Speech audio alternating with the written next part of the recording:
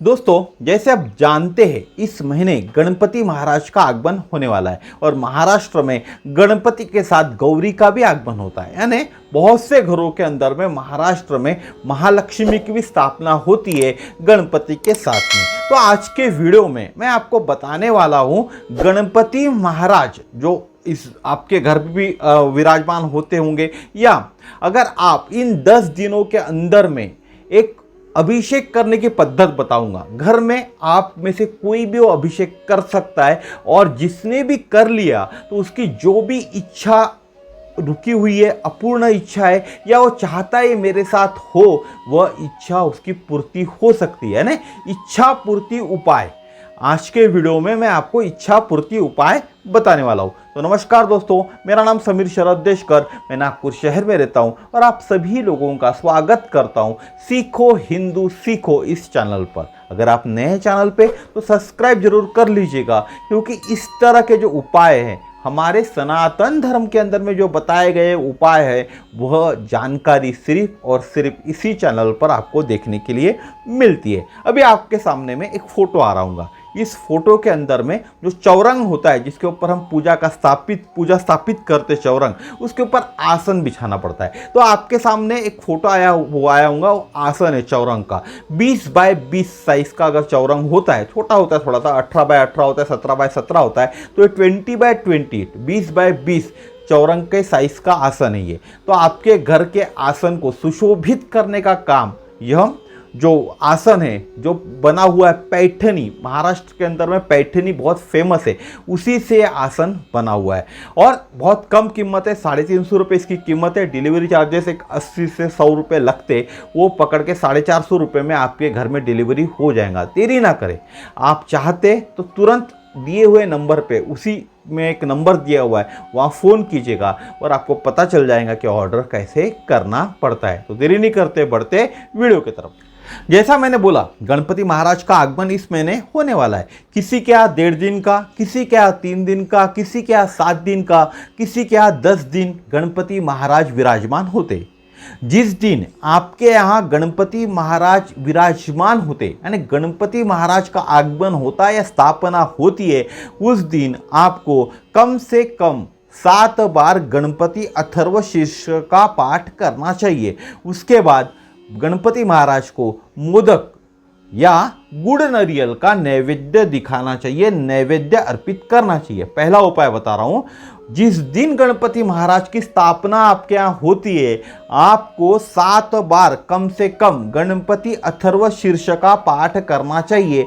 जिसे संस्कृत में नहीं आता पाठ करना, उसने हिंदी में बोलना चाहिए अगर नहीं आता तो। और उसके बाद गणपति महाराज को मोदक या गुड़ नारियल अर्पण करना है या प्रसाद दिखाना है। तो और एक उपाय बताता हूं। यह उपाय उन लोगों को करना है जिनको उनकी इच्छा की पूर्ति करना है, जो चाहते उनकी इच्छा की पूर्ति हो। चाहे आपके यहाँ 1.5 दिन का गणपति हो, चाहे 3 दिन का हो, चाहे 5 दिन का हो, चाहे 7 दिन का हो, चाहे 10 दिन का हो, यह उपाय कोई भी आदमी कर सकता है। जरूरी नहीं अभी करना है, जब गणपति महाराज विराजमान होते तभी करना है, उसके बाद भी कभी भी आप यह उपाय कर सकते हैं। अब जिस दिन आपके यहाँ गणपति महाराज विराजमान होने वाले, यानी जिस दिन गणपति की आप स्थापना करने वाले हो, उस दिन गणपति महाराज के लिए आपको 3, 5, 7, 9, 11 या 21 जितनी मिले उतनी सफ़ेद दुर्वा लानी है। आपने देखा होगा हरी दुर्वा, यहाँ आपको हरी दुर्वा नहीं लेना है, सफ़ेद दुर्वा लानी है। जिस दिन गणपति महाराज की स्थापना आपके यहाँ होती है, उस दिन 3 दुर्वा, 3 मिली तो 3 दुर्वा, 5 मिली तो 5, 7 मिली तो 7, 9 मिली तो 9, 11 मिली तो 11 दुर्वा या 21 मिली तो 21 सफ़ेद दुर्वा चाहिए। हरी दुर्वा नहीं चाहिए, सफ़ेद दुर्वा चाहिए। आप खोज कर लीजिए, नेट पे देख लीजिए, समझ जाएंगे कैसे होती है सफ़ेद दुर्वा। आपको सफ़ेद दुर्वा ही लेनी है। गणपति की स्थापना करने के बाद आपको 7 बार गणपति अथर्वशीर्ष का पाठ करना है। जिनको संस्कृत में नहीं आता उन्होंने हिंदी में पाठ करना है और गणपति महाराज को यह जो सफ़ेद दुर्वा है 3, 5, 7, 9, 11, 21 उनको अर्पित करना है। और अर्पित करते समय मन में जो भी आपकी इच्छा की पूर्ति आपको करना है वह बोलना है। चाहे वो इच्छा काफ़ी पुरानी हो, कोई संकल्प हो, किसी बात को आप पाना चाहते हो आने वाले दिनों के अंदर में, वह भी आपकी एक इच्छा होती है, उसका आपको मन में ध्यान करना है। कब ध्यान करना है? जब आप गणपति महाराज को सफ़ेद दुर्वा अर्पित करोगे, उस वक्त आपकी जो भी इच्छा है, जो भी मनोकामना है, उसका आपको मन में ध्यान करना है। इससे क्या होगा, यह जब आप करेंगे तो आपकी इच्छा की पूर्ति होगी। जरूरी नहीं है आज आपने कोई उपाय किए तो कल ही आपकी इच्छा की पूर्ति होगी। थोड़ा सा गणपति महाराज को भी समय दीजिए। हजारों लोग उनके पास इच्छा पूर्ति के लिए आते तो सबका नंबर जैसे लगते जाएगा, आपका भी नंबर लगेगा, लेकिन 100% आपकी इच्छा की पूर्ति होगी। और एक उपाय बताता हूँ, अगर आपका कोई काम रुका हुआ है तो आपको गणपति महाराज को सफ़ेद दुर्वा से अभिषेक करने चाहिए। क्या करना है? अगर आपका कोई काम रुका हुआ है, आप चाहते हैं आपके बच्चे की शादी रुकी हुई है, तो शादी एक बहुत बड़ा काम हुआ, ऐसे बहुत सारे काम होते किसी किसी के जो रुके हुए, तो आपको गणपति जी को, गणपति महाराज को सफ़ेद दुर्वा से अभिषेक करना चाहिए। इससे आपका रुका हुआ काम पूरा होगा। आपको जब भी आप गणपति महाराज को सफ़ेद दुर्वा से अभिषेक करोगे तो एक गायत्री मंत्र बोलना है। गायत्री मंत्र कौन सा? गणेश गायत्री मंत्र। नॉर्मल गायत्री मंत्र जो हम रोज गायत्री मंत्र बोलते वह नहीं, गणेश गायत्री मंत्र आपको बोलना है। मंत्र क्या है? ओम एकदंताय विद्महे वक्रतुंडाय धीमहि तन्नो दंति प्रचोदयात्। ओम एकदंताय विद्महे वक्रतुंडाय धीमहि तन्नो दंति प्रचोदयात्।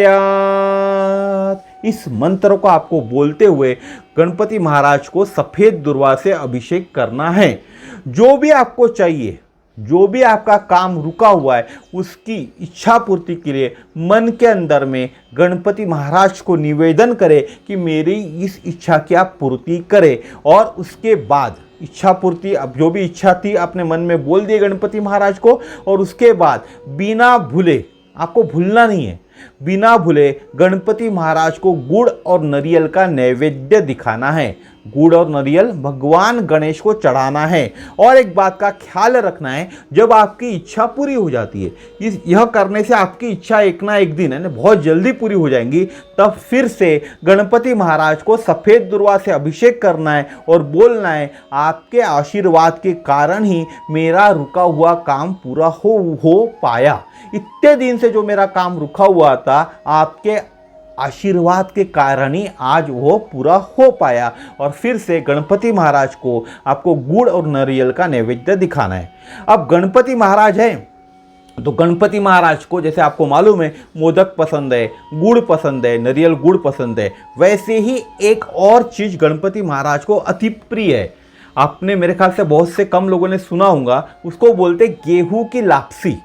गेहूं की लापसी बनाने के लिए अभी तो इंटरनेट का ज़माना है तो आपको रेसिपी मिल जाएंगी, वह गणपति महाराज को बहुत ज़्यादा पसंद है। इस लापसी के अंदर में आपको इलायची और लवंग भी डालनी है।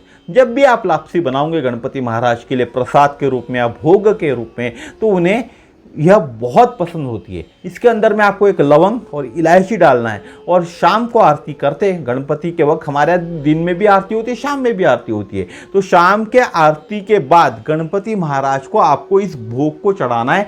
जो लापसी का भोग आपने बनाया, गेहूं की लापसी ही बनाना है और किसी की नहीं, इसका भोग आपको गणपति महाराज को चढ़ाना है। गणपति महाराज प्रसन्न हो जाते और आपकी इच्छा की पूर्ति करते। तो दोस्तों, आज के वीडियो में मैंने बताया कि आपको गणपति महाराज को प्रसन्न करके कैसे आपकी इच्छा की पूर्ति कर सकते हैं। मैंने अथर्व शीर्ष के बारे में बताया, सफ़ेद दुर्वा के बारे में बताया और लापसी के बारे में बताया। गेहूं की लापसी आपको गणपति महाराज को चढ़ाना है। आप ये उपाय करके देखिए, 100% आपकी जो भी इच्छा है वह उसकी पूर्तता होंगी इन 10 दिनों के अंदर में, जब गणपति महाराज आपका विराजमान होंगे। और अगर इस 10 दिनों में आपका जमता नहीं है, पॉसिबल नहीं है आपको, तो कभी भी आप यह उपाय कर सकते। आप उपाय कीजिए, कमेंट में उपाय करने के बाद आपको क्या रिजल्ट मिला इसके बारे में मुझे ज़रूर बताइएगा। तो आज का वीडियो यहीं तक था, लेकिन एक जाते जाते एक बात बता दूंगा कि जो लोग गणपति की स्थापना करते हैं उनके मन में काफ़ी सवाल होते हैं। कैसे करना चाहिए गणपति की स्थापना, कुछ घर में कुछ घटना घट चुकी है तो गणपति की स्थापना करे या ना करे, ऐसे बहुत सारे सवाल होते हैं। बुजुर्ग हो चुके हैं तो गणपति की स्थापना करे या ना करे। तो इन सब सवालों के जवाब, जो सवाल हमारे मन में है, उनके जवाब मैं कल के वीडियो में आपको देने वाला हूं, तो कल का वीडियो जरूर देखिएगा। तो आज का वीडियो यहीं तक था। अगर आप नए चैनल पे तो सब्सक्राइब जरूर कर लीजिएगा, क्योंकि इस तरह की जानकारियां सिर्फ और सिर्फ इसी चैनल पर आपको देखने के लिए मिलती है। तो कल फिर मिलेंगे इसी तरह के नए वीडियो में नए विषय के साथ। विषय नया नहीं, गणपति स्थापना करते वक्त आपको जो सवाल होते, उन सवालों के जवाब में कल के वीडियो में आपको देने वाला हूं। तो कल फिर मिलेंगे इसी तरह के नए वीडियो में। नमस्कार, जय श्री राम, जय हिंद। भगवान आपको खुश रखें।